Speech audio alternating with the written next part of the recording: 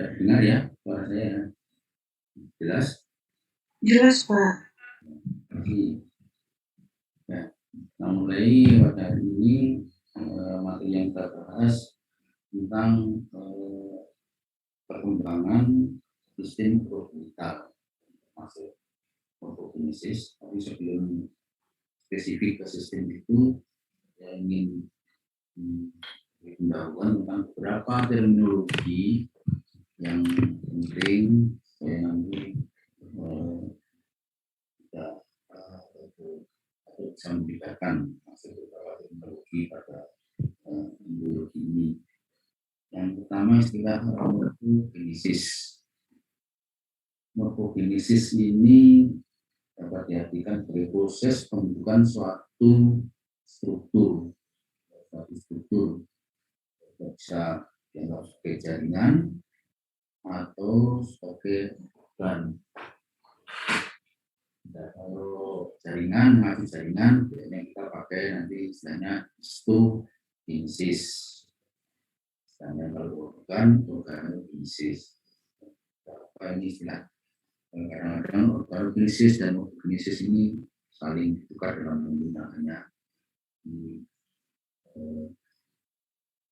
Ya, secara umum sebenarnya itu morfogenesis yang menunjukkan suatu struktur morf.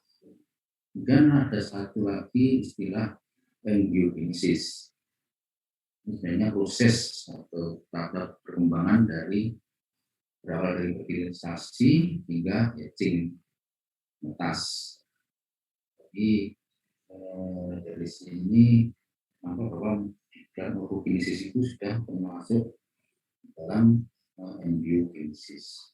Jadi istilah ini perlu ditangkap dulu, di pada perkembangan dari fertilisasi atau berasal dari fertilisasi hingga hatching itu dianggap embryogenesis. Hingga embryogenesis bisa fertilisasi, cleavage, juga termasuk gastula, intinya yang sudah kalian pelajari. Kemudian gastulasi, termasuk di sini ada proses neurasi, yang movement sel, perpindahan jaringan, kemudian perpindahan kelompok sel, dan terakhir itu organogenesis. Kalau saya mencakup di sini metamorfosis dan juga gametogenesis.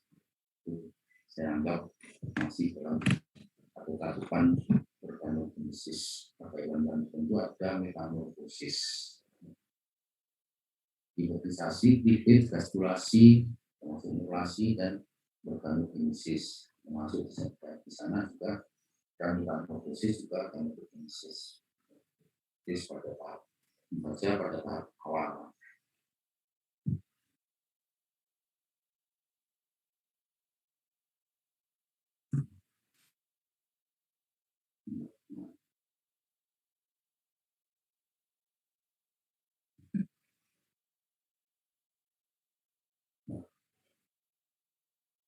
Jadi pada morfogenesis itu dalam pembentukan suatu struktur itu perlu adanya beberapa proses, di antaranya menjajah dimulai dari proliferasi, ya, perkembangan sel, termasuk pertumbuhan, ya, jadi kalau pertumbuhan mungkin kemarin yang kita bahas di situ ada perpindahan atau movement, dan investasi, kemudian ada diferensiasi, patterning, ya, hanya patterning, konsel nanti untuk suatu struktur dimensi patterning, kemudian bisa nanti pada area tertentu dilanjutkan dengan kematian. Itu pada beberapa hewan merupakan hal yang penting, kematian pada berbagai bagian dari itu. Yang istilah diferensiasi yang sering dipakai, kita merupakan sebenarnya apa diferensiasi. Diferensiasi ini proses perubahan sel atau perkembangan suatu sel yang belum terspesialisasi, menjadi sel yang sudah terspesialisasi dengan struktur dan fungsi yang sudah jelas. Sedangkan belum spesialisasi ini artinya adalah sel-sel yang sel embrional yang belum jelas akan jadi apa, atau sebenarnya sel-sel itu masih bersifat multipoten, yang bisa jadi sel apa saja. Dari nasib sel itu bukan oleh sel itu sendiri atau sel tetangganya, nanti suatu saat sel itu akan berspesialis menjadi sel tertentu bagian dari jaringan. Dan diferensiasi ini setelah mencakup suatu tahap, ya, adanya tahap spesifikasi. Spesifikasi sebenarnya sel ini sudah terarahkan ini akan jadi apa. Dan sel embrional ini akan jadi sel apa, bisa ada arahnya, jalur nasibnya, namun sifatnya irreversibel. Sedangkan yang determinasi ini sifatnya irreversibel. Kalau dia jadi sel tujuan, ya, nasib sel sudah tercapai, maka juga akan berbalik menjadi sel embrional. Kemudian patterning, ini kelompok sel membentuk struktur dan dimensi. Sel nanti berkumpul membentuk struktur dan dimensi. Yang jelas semua ini tentu saja ada pengaturnya. Banyak protein yang terlibat di sini, apakah sifatnya itu merangsang atau menghambat suatu pembentukan organ, itu banyak yang ada di sini. Nanti kalian pelajari lanjut untuk harus pas penelitian atau studi lanjut, ya. Banyak sekali protein dan mungkin masih perlu dikembangkan informasi yang ada. Nah, ini gambaran bagaimana spesifikasi. Jadi misalnya pada gambar sel itu kita ambil dari sel gastula, itu namanya sudah ada suatu diferensiasi di situ, ya, ada spesifikasi. Misalnya satu sel akan menjadi sel otot, satu gastula menjadi sel neuron. Ini artinya di situ jadi spesifikasi. Kemudian kalau A itu kultur single cell, kemudian kalau kultur dengan populasi sel yang berbeda, misalnya sel yang akan menjadi sel otot dengan sel yang akan menjadi sel saraf itu digabungkan. Maka di sini sel ototnya tidak berkembang menjadi sel calon ototnya tidak berkembang menjadi sel otot. Itulah namanya reversibel, jadi dia masih tergantung dari sel sekitarnya. Jadi belum terdeterminasi pada tahap itu. Kalau pada konversi itu namanya terdeterminasi, sifatnya reversibel. Reversibel itu calon sel otot ini akan tetap berkembang menjadi sel otot walaupun di lingkungan yang bukan sel otot. Itu namanya penjelasan dari beberapa istilah apa itu spesifikasi dan determinasi. Itu masuk dalam suatu proses diferensiasi. Kita tahu spesifikasi, ada determinasi, ada diferensiasi, ada morfokinesis, embryokinesis, histokinesis, dan organokinesis. Jadi kalian sudah dapat membedakan apa yang dimaksud beberapa terminologi tadi. Kemudian dalam membentuk suatu struktur itu beberapa perlu adanya suatu peristiwa induksi atau interaksi dari kelompok sel yang lain, interaksi antara kelompok sel yang berdekatan sehingga menyebabkan terjadinya suatu diferensiasi. Misalnya humanisme itu melalui suatu molekul signaling. Protein kan banyak sekali yang bisa dibaca di Facebook atau tentu saja setelah baca bisa dikembangkan kalau nanti kalian tertarik di sini apakah cukup yang sudah ditemukan itu seperti itu ya, dan ada molekul lain yang bisa meregulasi lagi protein yang sekarang sudah ditemukan. Biasanya disebut dengan suatu morfin paraffin faktor yang mendapat istilah paraffin karena cara penjinaannya penyampaian molekul itu langsung dari sel ke sel di dekatnya. Kalau lewat pembuluh darah itu namanya secara endokrin, paraffin tapi endokrin ini antar sel yang berdekatan dengan paraffin. Contohnya ini kelompok protein digiot ini ya, dan terdapat banyak pada notokor itu berperan dalam pembentukan neuralgic. Dari suatu eksperimen kalau notokornya itu diambil maka neuralgic ini tidak akan terbentuk. Dan notokor ini dapat dikatakan sebagai suatu indusernya. Perlu adanya induksi. Jaringan tertentu atau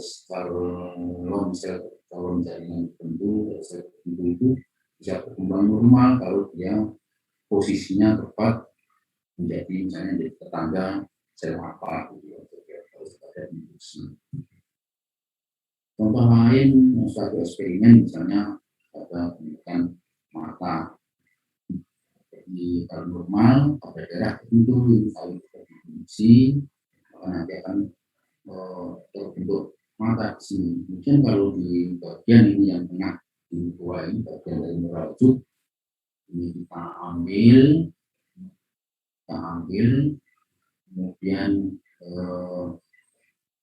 ditempatkan di tempat yang tidak semestinya sini ternyata tidak bisa merangsang atau menguji ektoderm itu mengalami imaginasi masuk untuk misalnya untuk bola mata atau bisa. Sebaliknya kalau jaringan lain ditempelkan juga jaringan yang tidak neuralgic akan berkembang. Jadi harus pada tempat yang tepat dengan tetangga yang tepat sehingga tidak induksi yang satu menginduksi, satu responsif sehingga terbentuklah suatu jaringan atau organ prinsip dari induksi.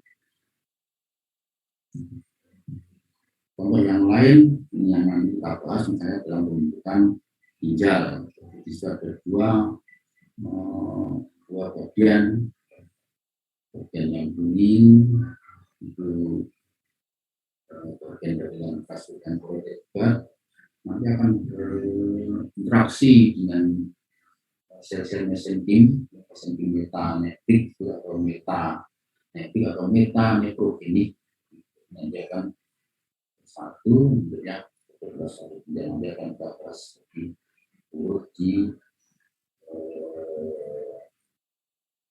perkembangan sistem contoh bagaimana harus terjadi.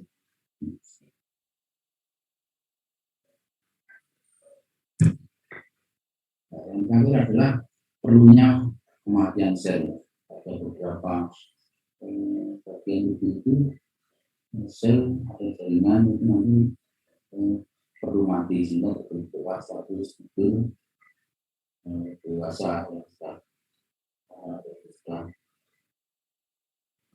sudah akhir bentuk sampai bentuknya maksudnya itu contohnya di sini pada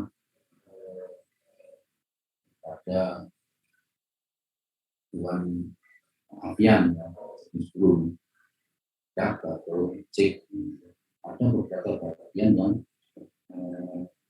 mengalami apoptosis atau nekrosis maka membagian sel hingga nanti terbentuk satu struktur yang struktur dewasa yang punya misalnya pada yang mempunyai web interdigital web itu nanti terjadi kematian atau fotosis itu nanti akhirnya terbentuk suatu celah tergantung tingkat kematian selnya sehingga pada burung kita jumpai berbagai variasi selaput antar seri ini kita lihat ini ada yang full, ada yang masih sedikit, ada setengahnya variasi pada burung. Nah, kalau dilacak terus, mungkin salah satu contohnya sebenarnya ada BNP ya, mononucleotidic protein. Dan misalnya di sini berekspresi pada cik, tapi pada ini ada suatu protein inhibitorik menghambat aktivitas BNP hingga pada drug ini selanjutnya masih ada, saya pada ayam itu tidak ada. Karena ini inhibitornya ini tidak ada pada ayam. Ini kalian bisa kembangkan apakah hanya BNP saja mekanismenya yang menentukan struktur bisa saja ya tumbuhan yang lain atau adanya inhibitor yang lain yaitu masih bisa kalian dilanjut di tahap level molekuler endokrin contohnya mencari satu molekul berperan dalam morfogenesis itu satu molekul yang mendukung suatu bentuk atau bahkan menghambat pembentukan yang lebihan pada suatu bagian tubuh itu sehingga terjadi pengurangan tumbuhan lagi. Memang banyak ya, contoh saja contoh yang banyak yang sudah ada itu saya kira masih bisa dicari lagi. Nah ini terkait kemarin yang sudah kita bicarakan jadi ada beberapa gel layer di sini mesodermnya ini tertulis paraksial, lateral, plate dan di sini yang ada yang dua yang tidak tercantumkan ya di bagian notochord dan mesenteric kepala ya, lamina pectoral itu tidak tercantumkan di sini. Dengan skema ini nanti kalian bisa melacak ini yang mempelajari beberapa bagian atau jaringan atau bahkan sel ya. Saya harapkan nanti kalau belajar coba ditabulasi ya sel-sel yang ada di dalam tubuh kita itu, tubuh organisme itu, dan sel itu sel di mana ya, jaringan di mana tempatnya itu kira-kira berasal dari apa, dari jenis. Contohnya swan cell ini berasal dari neural base tentu saja berasal dari ectoderm ya,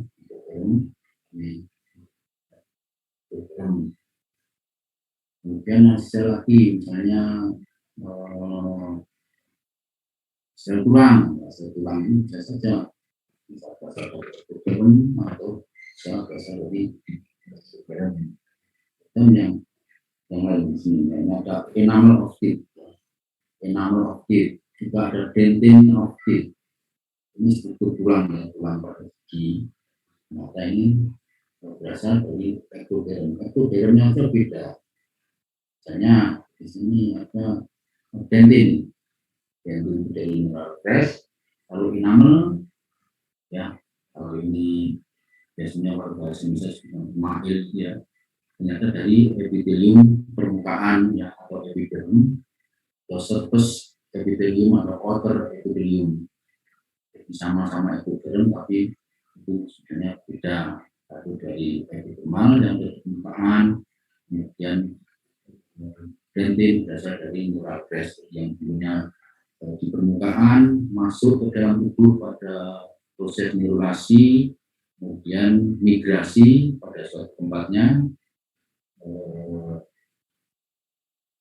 memposisikan diri di bagian rongga mulut, nanti ketemu lagi dengan epitelium permukaan. Nah, ini contoh yang menakjubkan ya, berpisah tapi untuk ketemu lagi. Dulunya epitelium di luar semuanya, berpisah migrasi tapi ketemu lagi untuk satu kesatuan itu tulang. Dentin yang ada di dalam, enamel yang ada di permukaan atau di bagian atas ya, melindungi di contoh. Nanti yang lain bisa kalian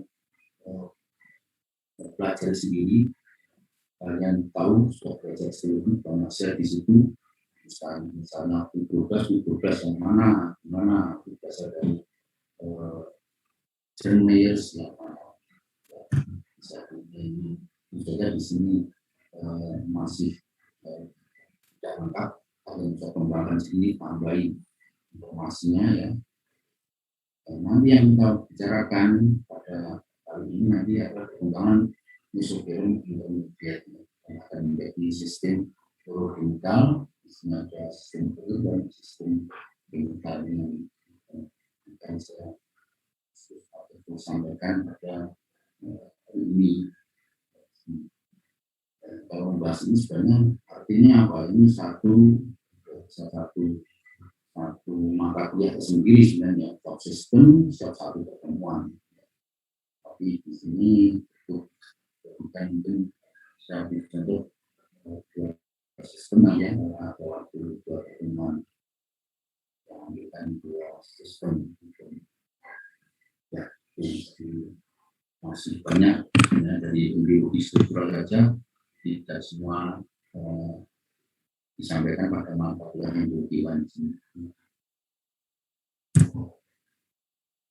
Mengingatkan lagi kita kemarin sudah bahas ini program mesothelium, mesenterim, paraxial mesothelium, intermediate mesothelium, lateral mesothelium, ada splanchnic, visceral, dan somatik, dan ada istilah terminologi gabungan dari mesothelium dan epithelium, splano, dan somatic mesothelium dan epithelium, atau outer epithelium atau surface epithelium ya, dengan somatic. Jadi beberapa istilah ini mesti nanti sampai ketika kalian deskripsi suatu struktur embrio, dan terutama itu pada dan ekstrak embrionik.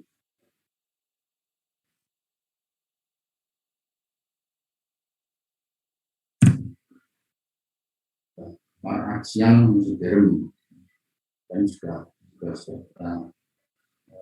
saya tayangkan itu ya, yaitu skeleton, myotum, dan dermatum.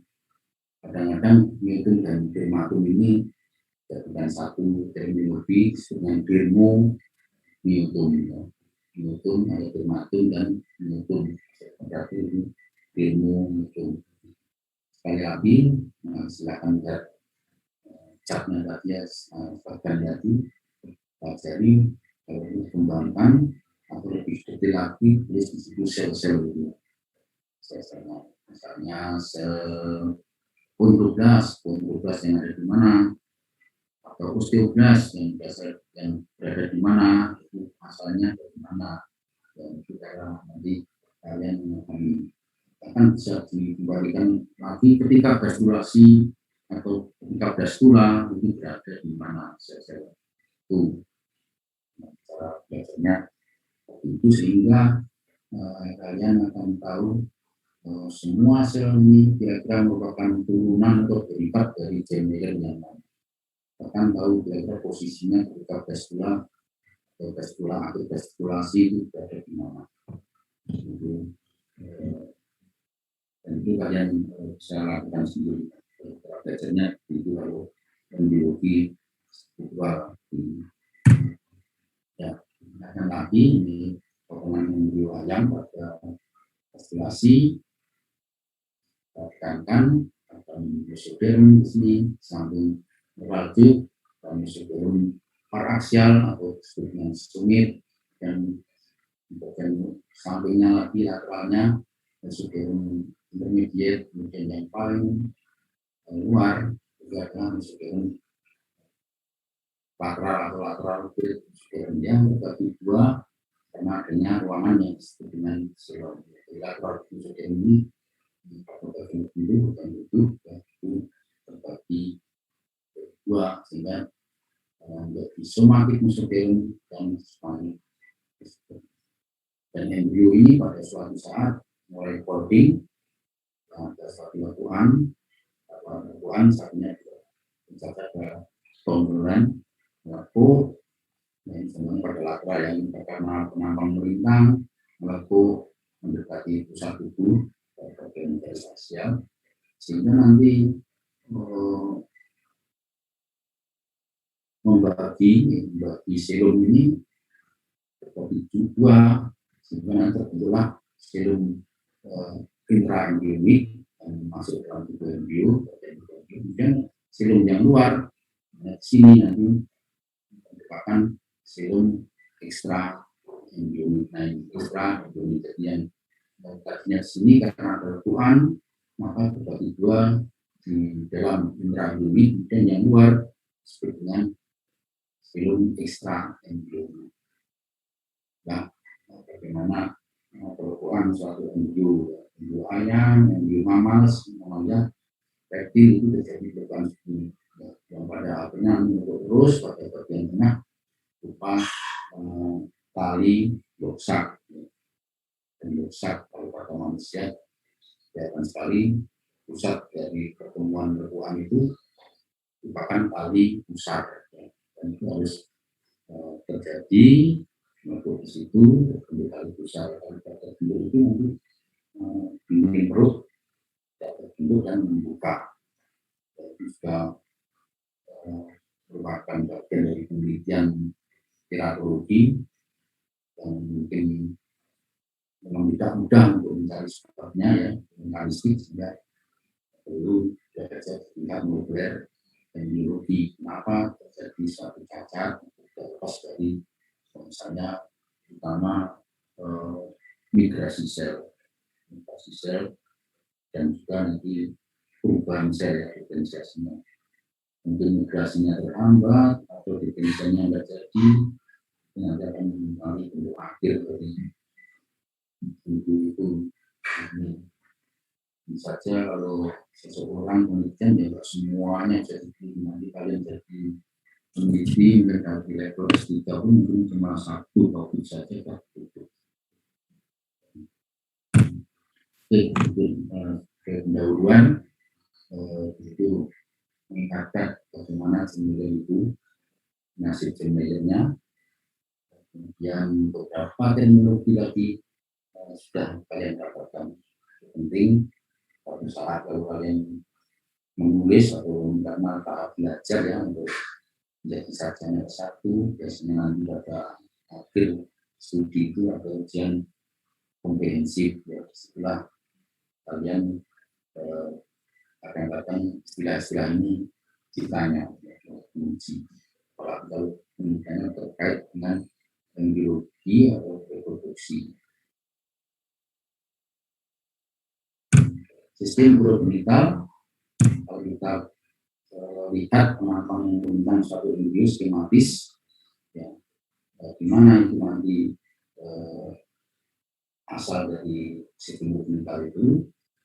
Jadi yang akan kita bahas bagian ini ada neuralgic, ada sumit atau paraksial mesoderm, dan ada intermediate mesoderm yang akan kita bahas bagaimana berbentuknya ginjal dan benak. Artinya apa? Di sini masih banyak lagi yang perlu dipelajari secara struktural, level histologi. Pada saat ini sampai di sini dulu ya di bagian levelnya histologi atau anatomi. Nah, oke. Ginjal. Ginjal ini beberapa hewan karena akhirnya kita temukan beberapa tipe ginjal. Ada hewan yang berbeda misalnya promikros, kemudian mesomikros, metamikros. Ini sesuai dengan tempat terjadinya, tempat perkembangannya dari mesoderm intermediate tadi. Promikros ini yang paling kranial, kemudian kalau ke arah kaudal, ke arah ekor itu nanti kalau tengah ya kembang semikros, kemudian yang paling kaudal itu dari semikros ini nanti yang berkembang jadi metamikros. Nanti sebelum kita bahas sesuai skemanya. Jadi di sini harus misalnya pada promikros itu ada satu saluran ya pronetik pada yang bentang dari kranial kaudal, kemudian dari itu ini merupakan muara dari saluran yang lebih kecil yaitu disebut dengan pronetik judul. Pronetik ini berhubungan dengan selom. Kemudian promikros kalau berkembang di bagian tengah juga terjadi saluran yang besar, kubus atau ini yang besar dan nanti dengan saluran yang kecil atau saluran kecil ini nanti bermuara pada yang saluran besar yaitu pada kubus ya judul bermuara pada kubus. Kemudian ini khas pada metamikros ini berbeda khas tidak dengan pro dan mesomikros karena tadi ada interaksi dengan jaringan mesoderm yang lain atau tentang protein plasma atau mesenting yang kita lihat bagaimana itu posisinya harus dimana strukturnya bentuk dari mesomikros itu nanti menonton untuk kuntum ureterik ya ureterik batch metanefrik atau metaneprogenik sama saja. Kemudian nanti bergabung dengan suatu sosial jurnal mesenting yang metaneprogenik plasma atau metanefrik plasma. Nah, satu ginjal dan dari ginjal itu nanti diketahui mana tubuh-tubuh yang berasal dari plasma, mana tubuh yang berasal dari mesomikros. Nah ini kalau review pada penambang hijau jadi ada suatu saluran dari kranial ke kaudal. Pada bagian kranial ini saluran yang besar ini nanti merupakan muara dari saluran yang kecil karena di kranial disebut dengan pronetik judul bermuara pada pronetik duct. Ini berkembang terus ke kaudal yang saat ini disebut dengan asimetrik. Ini terjadi di suatu kondolan atau rit namanya rit matrix dan khusus untuk bagian-bagian tempat berkembangnya saluran-saluran di sistem neurovital ini, misalnya di promikros ini dengan nekrotom bagian yang berkembang dari sistem saluran nekrotom. Kalau yang berkembang di depan promikros dan yang belakang mesomikros, kemudian nanti perkembangan dari mesomikros untuk sampingnya itu dengan metamikros dari kaminya ke kaudal. Tergantung hewannya hewan apa sehingga mana yang akan berkembang. Lalu pada lambang bintang atau wujud tiga dimensi ya, kita lihat ada salju di bawahnya bisa jalan protokol, kemudian di sini tadi ada asimetrik ini nanti pada bagian saluran yang kecil nanti akan kontak dengan pembuluh darah, hingga disinilah berbentuklah suatu struktur yang disebut dengan glomerulus. Saluran yang besar, saluran yang kecil tadi, kubur, dengan pembuluh darah. Pembuluh darahnya misalnya berasal dari pembuluh darah yang besar dengan sisi dorsal aorta menyambung ke glomerulus. Ini nanti baru saluran yang besar ini nanti pada awalnya dengan silom yang biru ini bergerak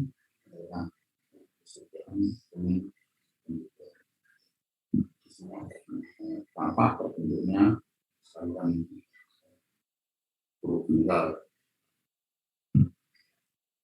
Pada gambar yang lain, pada ini paparan sini sperm mana ini nanti saluran itu saluran akan tadi kontak dengan darah, maka akan terbentuk glomerulus. Namanya kalau bisa jadi menjadi terselubungi suatu jaringan ikat yang bentuk kapsul ginjal. Kita lihat tadi ada suatu lekuan di sini adalah lekuan lateral yang nama bintang, ini ada lekuan lateral yang dulu namanya selom, kalau ini masuk ke dalam kita sebut intraendomi selom atau DMI. Nanti akhirnya membagi selom menjadi dua, selom yang dalam luka, yang luar ekstra. Posisinya di mana internet itu akan berkembang di seluruh kita, spesifiknya pada disebut dengan bagian mikroton, bagian dari atau bagian mikroton.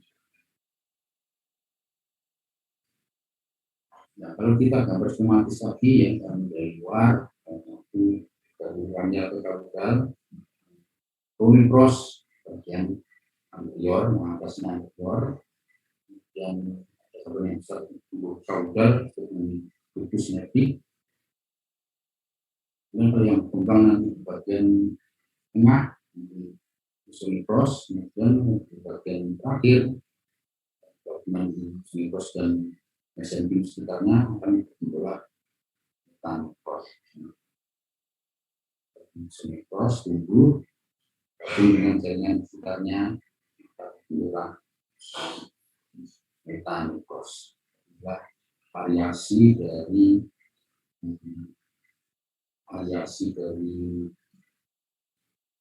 sistem provincial dan juga selain sistem mesenipros atau nefik duct itu ada saluran lagi di sampingnya, disebutnya saluran Wolffian. Jadi sebenarnya saluran itu ada dua, ada saluran Wolffi dan satunya Wolffi. Kalau nefik ini masalah tadi yang di sampingnya ya, di sini gambar itu adalah saluran Wolffi. Nefik jadinya namanya saluran Wolff ya, akan berkembang pada bumi jantan. Kalau ini nanti akan mereduksi. Dengan satu lagi, sebenarnya ada satu saluran, kalau ini visualisasinya yang itu ada saluran Mulleri. Itu akan berkembang pada individu betina. pertama tadi ya, pada skematis bagaimana asimetrik atau netrik ini posisinya gimana. Di metanipros atau ginjal metanipros itu sebenarnya terbentuknya di bagian kaudal dari tubuh embrio, merupakan tonjolan netrik duct atau mesonefros. Dan ini digabung dengan sel-sel skema inilah ginjal metanipros.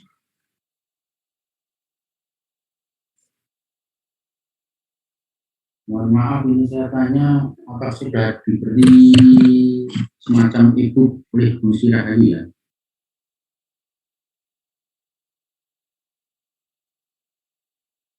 Halo? Izin menjawab Pak, setahu saya masih belum Pak. Belum diberi e-book oleh, ya ini saya kira nanti karena ini harus membaca suatu buku ini ya. Kalau saya kuliah biologi itu banyak ceritanya ya, cerita dari itu kalau ditulis sudah di suatu PowerPoint, sehingga nanti kalian juga harus membaca lebih lengkapnya. Urut itu di teks rumah ada banyak, tapi itu akan lebih membantu selain kuliah di sini, akan lebih membantu lebih banyak. Memang harus biologi harus banyak bacanya di berikutnya. Di sini saya mengarahkan atau sedikit memberi informasi supaya nanti bacanya lebih jelas ya. Ya, saya kembali sini. Jadi saluran asimetrik atau kadang-kadang disebut dengan saluran mesonefros karena dasar dari bagian tengah ini ya. Ini nanti menonjol disebut dengan ureter hebat. Nah, ini nanti akhirnya menonjol, tumbuh, gabung dengan diastema atau mesenkim metanipropeni sini, berarti nanti terbentuklah suatu ginjal metanipros. Nah, gambar yang lain kalau kita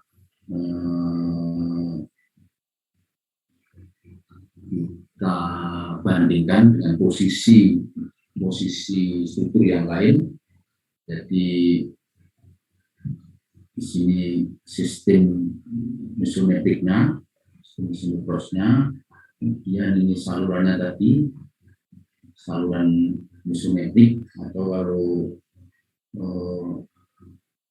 ada yang asimetrik atau metrik, bagian tengah atau belakang ini disebut dengan mesometrik. Nah,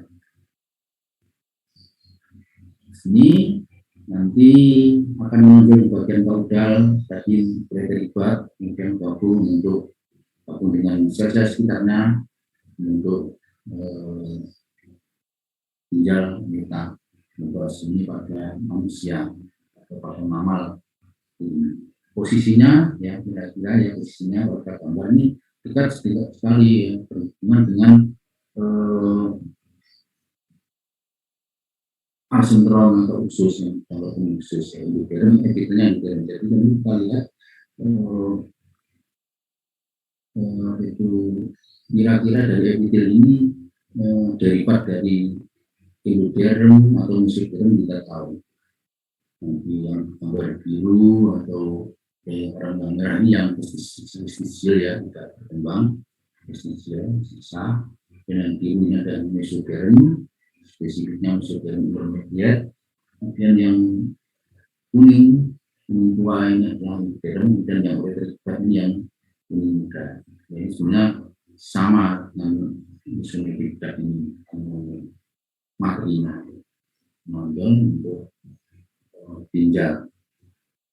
Dan di sini kita lihat bahwa di bagian tengah tubuh embrio itu dari endoderm itu atau asentrol itu nanti hubungan dengan epitelin duct atau yolk atau yolk duct di sini ya, saluran ke arah yolk. Kemudian bagian kaudal ini hingga yang seperti kemarin saya sampaikan itu bagian hingga nanti untuk tonjolan ya, revaginasi dari suatu saluran menonjol keluar, revaginasi untuk alam polis. Jadi ada Vitrin sac atau yolk sac, kemudian ada allantois. Bahkan di dorsal di sini tidak tergambar ya, dipotong saja selaput atau menggunakan lainnya, yaitu arcuan. Dan nanti yang paling luar, hasil dari sel yang paling luar pada blastosis itu membentuk korion. Ini juga kalian pelajari pada produknya yang jadi kalian harus tahu pembentukan extraembryonik membran. Contohnya salurannya saja, bagian tengah adalah dosa, salurannya dengan lingkar, kemudian bagian hingga ini allantois. Kalau pada manusia menggunakan seluruh extraembryonik ini yang besar, berkembang besar itu tidak vitrine dan allantoisnya, tapi pada amnionnya yang besar yang ini sebagai pelindung embrio itu. Karena pada mamal yang lain tidak mesti, misalnya pada ruminansia, pada anjing, dan pada babi itu justru allantoisnya ini yang besar, nanti terdapat di luarnya dari ruang amnion tadi. Jadi ada pelindung amnion yang berhadapan dengan tubuh embrio, kemudian ditutup lagi dengan ruang allantois atau membran allantois ini yang tumbuh membesar ya, sangat besar. Ini ya nanti kalau suatu saat kalian harus melihat ya seperti apa pelindung-pelindung tubuh embrio itu pada berbagai hewan, terutama hewan yang mamal yang allantoisnya sangat berkembang. Nanti bagaimana strukturnya. Juga pada ayam, ya, avian, burung, itu allantoisnya juga sangat besar, sehingga bisa menutupi atau menjadi bagian keluar dari membran extraembryo itu, menutupi amnion. Nah, ini gambar yang lain. Kalau kita lihat dari sini apa, kita lihat dari bagian ventral bagian bawah, dan ada usus. Jadi letaknya di sini, letak intermediate mesoderm tadi. Jadi yang saya katakan tadi ada dua saluran yang berjajar di sini, yaitu saluran mesonefrik ini dan saluran yang sampingnya itu para mesonefrik. Ini dua saluran ini ya, nanti nasibnya berbeda tergantung individunya atau kelaminnya ya, betina atau jantan. Ini para mesonefrik ini akan berkembang nanti pada individu betina, sedangkan yang meso ini akan berkembang pada individu yang jantan. Ini posisinya seperti itu. Saja ada dua saluran sini, kemudian di suatu intermediate, dan juga ini sudah mulai ada suatu kondulan sunat, sedang sel-sel gunanya sendiri itu sebenarnya berasal dari yolk sac ya, kemudian yolk sac yang nanti migrasi ke sini, migrasi ke calon struktur gunat ini. Itulah pentingnya migrasi. Ya, ini kalau fokus di bagian belakangnya tadi bentuknya metaneros, ini ada uretribat, kemudian di luarnya ini ada plastema metanetik atau metanebobinik, nanti akan membentuk ginjal metaneros. Kemudian kalau kita lihat bagian asenteronnya, saluran pencernaannya, pada bagian akhir ini merupakan kloaka hanya akan mengalami koordinasi nanti ya untuk lantai, dan ini akan ada suatu septa, biasanya ada suatu skat di sini itu akan tumbuh yang nantinya akan memisahkan antara saluran pencernaan dengan saluran urin. Ini akan tumbuh ke bagian perifer sehingga terpisahlah saluran urin ini dan urin berpisah dengan saluran pencernaan ini. Jadi ada separasi nantinya di situ.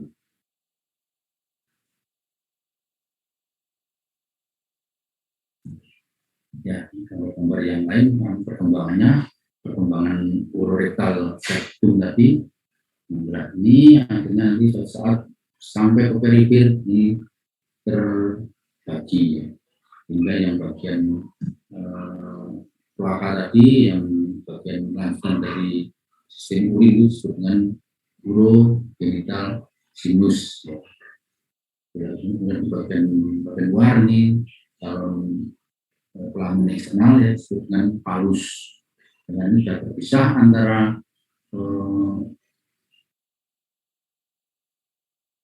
saluran pencernaan dengan saluran urogenital atau dari apa itu mesonephros. Nah, terbentuknya ginjal mekanekros juga bagaimana perkembangan pada bagian kloaka mama, terutama di sini contohnya pada imun manusia. Dan gambar yang sama, ya ada istilah urakus ya. Urakus ini sebenarnya ada saluran kecil lanjutan dari sinus urogenital tadi ya, atau nanti berkembang jadi bladder ya, kantong urin ini dengan alantus itu dengan urakus. Ya, gambar skematis bagaimana terbentuknya glomerulus. Seperti ini ada saluran asimetrik, kalau secara umum ya, asimetrik atau self-centered sebagai saluran mesometrik, nanti untuk tubul dan tubul kontak dengan udara, di sinilah terbentuklah struktur kecil yang disebutkan glomerulus. Glomerulus dan salurannya nanti akan membentuk satu unit yang kita sebut dengan nephron. Nah, ini yang tadi saya sampaikan bagaimana ureter hebat ini akan berkembang di saluran-saluran pada ginjal, berkembang di saluran pada ginjal, cuma tidak semua saluran atau tubul pada ginjal itu berasal dari ureter hebat. Kita lihat di sini batasnya adalah bagian dari kolektif tubul ya, kolektif tubul. Ini yang besar di kolektif contoh yang besar, kemudian ini mengutamakan sebagai kolektif tubul. Lanjutan dari distal tubul. Jadi mulai distal tubul ini kelihatan sekali bahwa itu merupakan derivat dari plasma metahidrogenik atau metanetik. Termasuk di situ nanti ada sel-sel fokusit, ya, sel kuman ya, kapsul kuman bagian visceral itu juga berasal dari plasma metanetik. Sedangkan yang kolektif tubul ini berasal dari ureter hebat yang kuning. Ini adalah dual origin ya, rasanya dua kelompok sel di sini. Kemudian Pak, lebih detail bagaimana perkembangan pada jantan dan betina, male dan female-nya. Ini ada tiga struktur. Pertama yang dua ini yang kelihatan sekali sangat beda, yaitu saluran mesonefrik dan paramesonefrik. Misalnya nanti di bagian kloaka tadi karena ada pemisahan oleh septum urorektal ya, uro sampai kata urin ya, saluran urin, rektal itu dari kata rektum ya, saluran pencernaan pada bagian akhir, sehingga disebut dengan septum urorektal. Pada male, pada jantan, paramesonefrik ini akan atau juga yang Mullerian itu akan degenerasi, sedangkan pada betina justru yang degenerasi sebaliknya, sehingga pada betina ini yang berkembang adalah yang paramesonefrik, sedangkan yang jantan adalah musuhnya. Mohon di diingat-ingat, para mesonetik itu yang berkembang pada betina, sedangkan mesonetik itu pada jantan.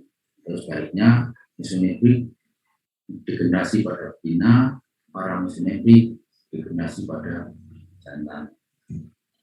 Gambar skematis dua saluran tadi, ini ada Wolffian atau mesonetik, saluran mesonetik, kemudian ada Mullerian, ini saluran para mesonetik.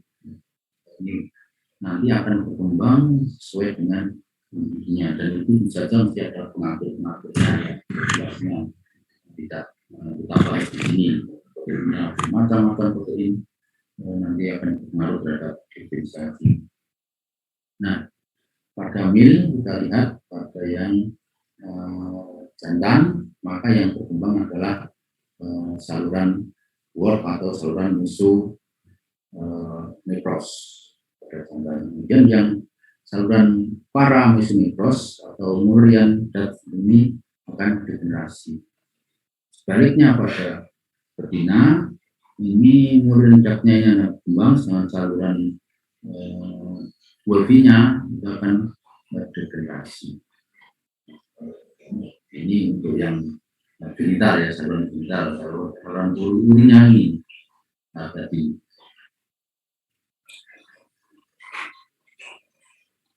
Jadi yang betina ini adalah Wolffian, itu berkembang pada jantan, Mullerian berkembang pada betina. Dan kalau seperti gambar yang tadi sebenarnya penampang melintang ini sebenarnya penampang melintang pada embrio, tapi difokuskan pada suatu area di bagian intermediate mesoderm, bagaimana terbentuknya glomerulus. Kemudian difokuskan di sini adalah perpindahan germ cell ya, sel-sel gamet itu berpindah dari bagian dosa ke nanti ke genital rate ke calon guna di sini.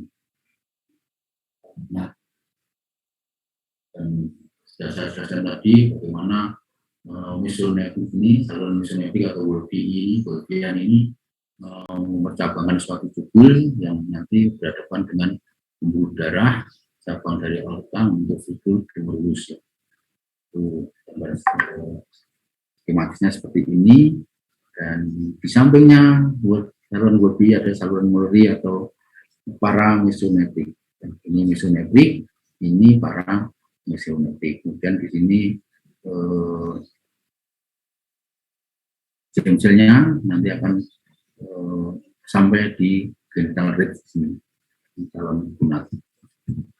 Dan ini perkembangan selanjutnya, sehingga pada suatu saat jadilah yang satu jadi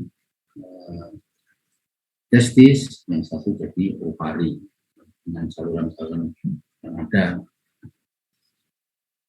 Ini saja yang jadi ovari, saluran Wolffinya itu degenerasi, meninggalkan suatu saluran-saluran kecil yang sisa, dianggap degenerasi sisa atau residual.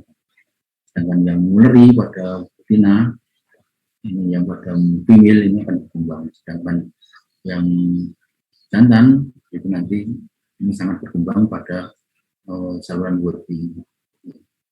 Rate-nya berkembang menjadi testis. Ini gambar yang lain pada penampang bujur, kita lihat jadi ada saluran mesonetik, mesonephros, dan di sini ada tubulnya. Kemudian di sini ada saluran para mesonetik yang berjajar dengan mesonetik. Mesonetik atau Wolffian, para mesonetik itu Mullerian. Di sini ada tahap intern, ini pada studi jantan dan betina masih ada semuanya. Maka nanti kalau ini sebelumnya tumbuh ke kanan ya, ke permukaan, maka ini terpisahkan antara ginjal dengan sinus progenital. Dan ini nanti berkembang jadi bladder, dan terus ini berhubungan dengan allantois melalui saluran kecil dengan urachus. Pada female maka yang berkembang adalah Mulleri, saluran Mulleri atau paramesonetik, saluran paramesonetik. Nanti akan berkembang menjadi uterincu, ya, terus dengan ovidak masuk ke sini, sedangkan juga ini sebagian dari vagina ya, cranial vagina. Cranial vagina, uterus, ovidak itu adalah penyifat dari saluran Mulleri. Sedangkan pada female ini Wolffiannya atau mesonepiknya itu degenerasi, meninggalkan suatu struktur, ya, struktur misalnya pada bagian kranial yang kiri ini, kranial ya depan, itu ada suatu saluran kecil-kecil daripada dari saluran yang besar dan kecil di sini disebut dengan epooporon, dengan yang di bagian kaudalnya disebut dengan parooporon. Nah, ini sebenarnya adalah sisa-sisa dari mesonepik atau saluran mesonepik atau saluran Wolffian. Itu pada female. Jadi kalau pada female yang berkembang paramesonepiknya. Sebaliknya pada yang male yang berkembang adalah saluran mesonepiknya atau Wolffinya, nanti akan membentuk saluran-saluran, misalnya di sini ada efferent ductal, tubuls efferentes, kemudian epididymis, kemudian paradidymis, terus sampai ke ductus atau vas deferens, sampai ke caudal sini. Sedangkan mesonecrosnya, atau paramesonepiknya itu degenerasi. Saluran Mullerinya itu degenerasi pada male. Ada beberapa yang masih tersisa ya dari struktur Mulleri, misalnya di sini ada istilahnya uterus masculinus. Ya, uterus masculinus ini sebenarnya adalah sisa dari saluran Mulleri yang masih terdapat pada struktur jantan. Uterus masculinus, atau namanya ini bisa uterus masculinus, bisa vagina masculina, atau namanya utricle prostatic ya. Utricus prostaticus kalau bahasa lamanya itu. Utricle prostatic atau utricus prostaticus. Uterus masculinus atau vagina masculina ya. Mungkin namanya yang vagina masculina ini terlalu jauh, saya kira tidak tepat. Mungkin yang tepat adalah ini, uterus masculinus, karena di sini seharusnya jadi uterus ya, uterus masculinus. Dan di daerah ini, daerah cranial, itu ada sisa yang disebut dengan appendix epididymis. Ini adalah Mulleri, sisa dari saluran Mulleri atau Mullerian duct. Gunanya ini, jadi yang satu jadi testis, yang satu jadi opari. Opari maka saluran nanti paramesonepik duct atau Mullerian duct. Dan pada testis nanti salurannya nanti adalah mesonepik duct, tergantung jadi opari atau jadi testis. Ini kalau di sini opari, maka ini yang berkembang adalah jadi yang di paramesonepik ini berkembang jadi uterincu, ada individunya, dan yang mesonepik ini atau degenerasi, hilang. Kalau ini jadi ovarium. Sedangkan kalau yang jadi testis, maka sebaliknya. Ya. Kemudian kalau kita ringkas, ini nanti coba selain dibaca, nanti cek di posisinya di mana. Misalnya misonefrik atau Wolffian ya, misonefrik atau Wolffian betul pada mil, berarti degenerasi struktur sisanya yang merah ini struktur sisa ya, residual structure. Ada paradidimis bagian anterior yang pada female ya, pada female itu ada epokoron, parokoron tadi ya, sedangkan pada male itu paradidimis ya, tidak semuanya berkembang, ada yang S2. Kemudian pada ductusnya ya, ductusnya jelas misonefrik ini menjadi saluran reproduksi, sedangkan epidermis ductus depan atau vas depan.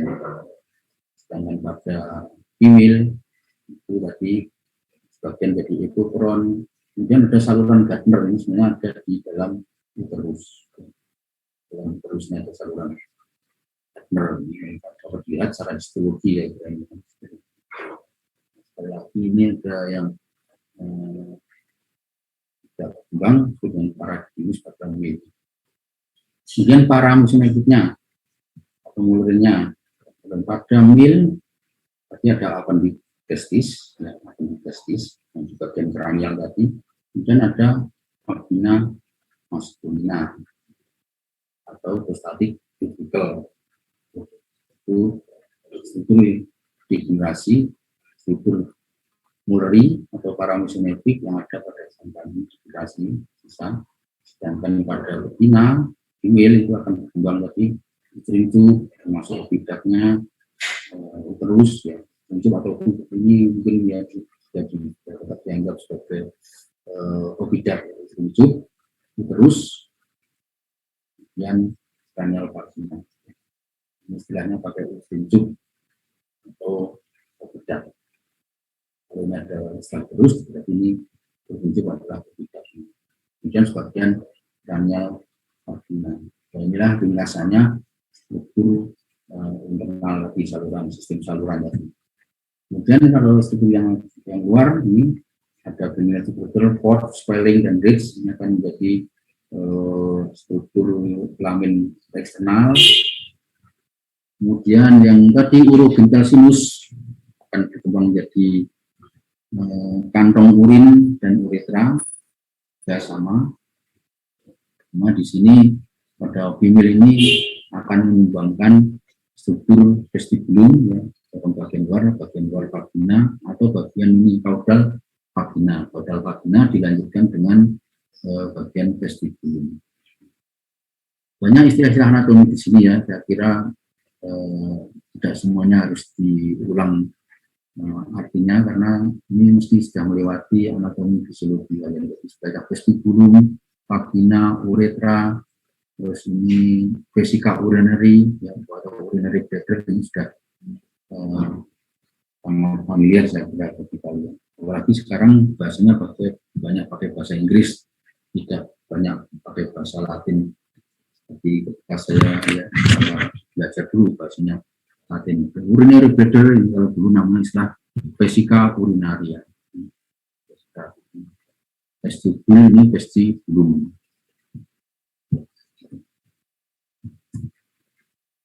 Jadi ini khusus pada vagina, kita fokuskan ini adalah jewel origin. Jadi ya kranial kira-kira ketiga itu bagian dari usi para mesonefrik, saluran para mesonefrik kanan dan kiri. Jadi saluran tadi ada kanan dan kiri. Kemudian yang bagian caudal pusatnya, dua periganya itu bagian dari vaginal plate, ya, pada vaginal plate itu bukan berasal dari para mesonefrik. Vagina ini yang berasal dari para mesonefrik cuma yang bagian kranial.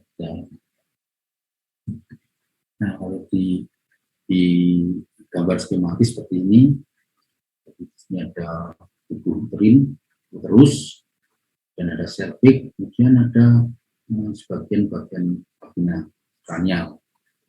Lumen vagina ini berasal dari vaginal plate, bagian dari original sinus ya, bagian dari original sinus nanti bergabung origin satu dari paramesonephros dan dari vaginal plate untuk vagina. Kemudian antara vagina dan bagian luarnya dan vestibulum ada suatu sekat yang disebut dengan himen. Jadi saluran paramesonephros tadi itu fusi kanan dan kiri. Tingkat fusinya juga bermacam-macam, ada berbagai hewan. Misalnya ya ini berbagai hewan, sehingga kita kenal beberapa macam tipe uterus ya. Misalnya duplex, misalnya pada red dan red. Duplex itu berarti memang di situ ada fungsinya tidak lengkap. Fungsinya sebagian cuma pada bagian dindingnya ini. Jadi ada uterus ganda di sini. Ada uterus ganda berarti ada dua cervix, right cervix dan left cervix. Ini namanya duplex. Kemudian kalau fungsinya lebih banyak lagi areanya, maka disebut dengan bipartit. Ini membentuk suatu uterus yang tunggal, tapi masih ada suatu partisi di sini, atau partisi sedikit di sini. Ini namanya uterus bipartit. Kemudian ada uterus bicornu, ya ini ada dua kandung mirip dengan bipartit, ya, tapi sekatnya tidak sepanjang dari bipartit tadi, ya, ini bicornu, sepanjang atau bahkan dianggap tidak ada. Ini variasi atau septumnya itu reduksi lagi yang untuk uterus bicornu. Cervixnya satu.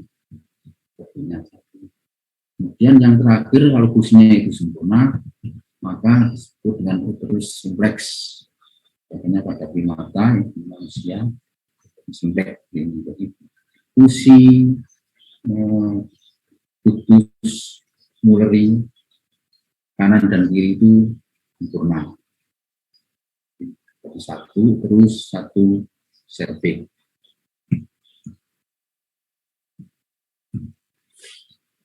Ya ini kalau contoh pada biaan yang asli ya, gambar asli ini bagian terusnya, contoh bicornuit atau bicornuit atau bicornuit pada sinipik.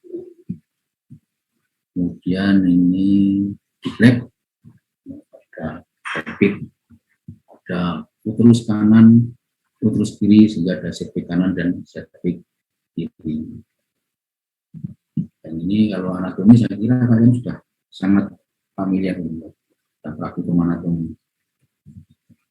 Hingga nanti kalian bisa membedakan ya struktur luar struktur lamin eksternalnya nanti bisa dibaca sendiri di sini ya. Jadi ada tubercle, ada ridge, ada fold. Tadi struktur ini ya, tubercle, fold, swelling, ini lihat contohnya pada hewan-hewan ini ada red atau chilipix. Sampai ke situ waktunya saya kira sudah cukup.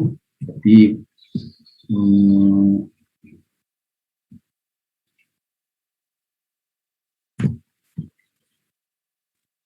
nah contoh ini satu pertanyaan ya. Misalnya ini metanephros terbentuk oleh metanephrogenik atau metanefrik diastema dan struktur apa yang tinggal pilih ya. Mungkin saya ambil satu contoh. Silakan Mas Afif, bisa menjawab Mas Afif.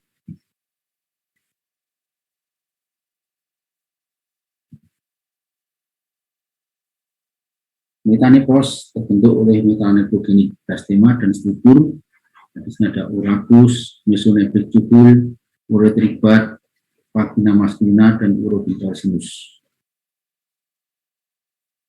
Aura, silakan Aura, pendapatmu.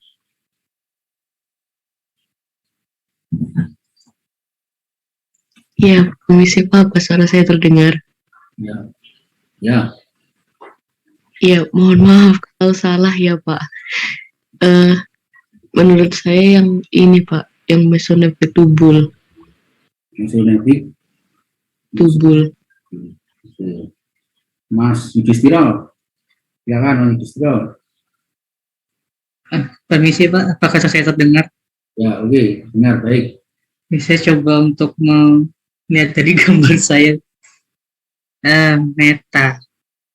Tadi saya juga agak sedikit terlalu pusing sama banyak gambar ya Pak. Saya jadi masih coba mengikuti sama kalau dari gambar ini saya coba lihat mesonefrik juga sih Pak, kayak aura ini masih hipotesis saya juga dari gambar tadi. Soalnya saya masih agak sedikit bingung sama gambar-gambar tadi, jadi saya masih nilainya sama kayak aura Pak, berdasarkan gambar. Yang mesonefrik, mohon maaf Pak, harap koreksinya. Yang B berarti ya? Nggih Pak, nggih. Oke. Satu lagi ya, Sopo ya. Satu lagi Sopo ini. Silakan bebas, satu lagi silakan berpendapat Sopo. Namanya siapa ya? Silakan. Kita bebas santai aja berdiskusi. Permisi Pak. Apa ini? Perkenalkan saya Ajeng dari kelas B.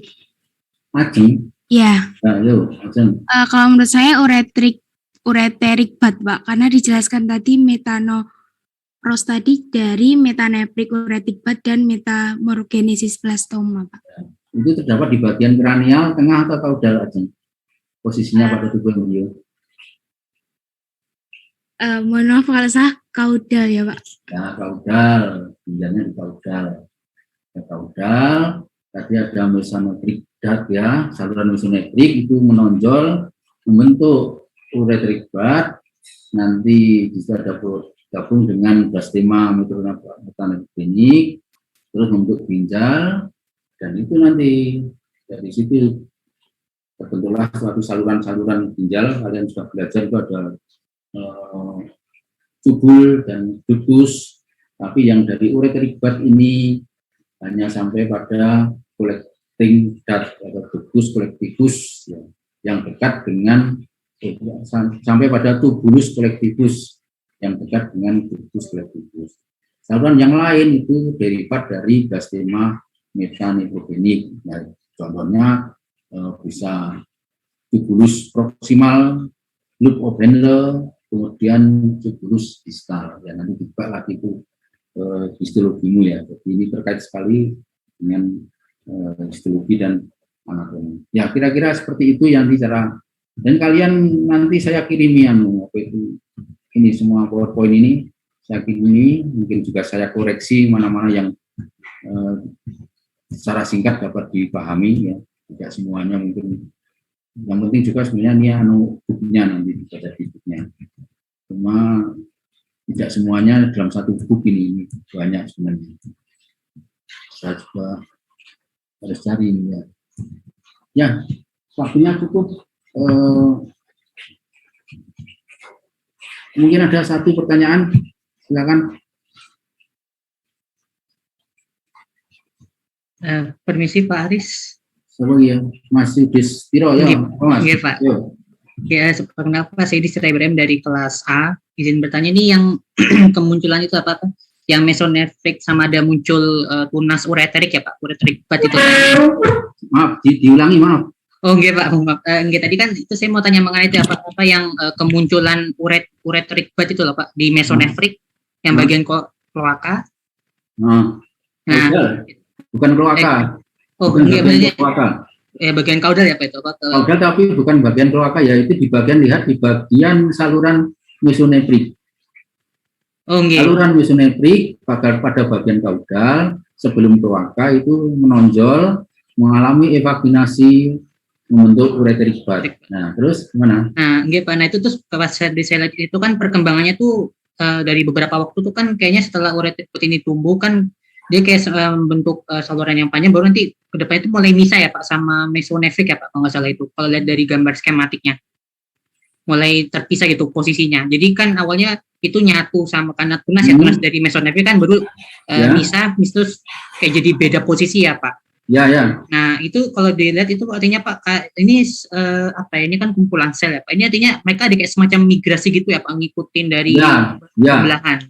Betul, betul. Oh, sama juga nih artinya apa ya Pak? Kan itu awalnya selnya kan kayak attach atau bisa dikatakan tuh kayak apa namanya itu saya lupa, yang mengalami pergeseran itu nanti ya. Oh, jadi, ya salurannya jadi dua saluran akhirnya antara mesonefrik dan ureterik itu menjadi saluran sendiri-sendiri pada akhirnya.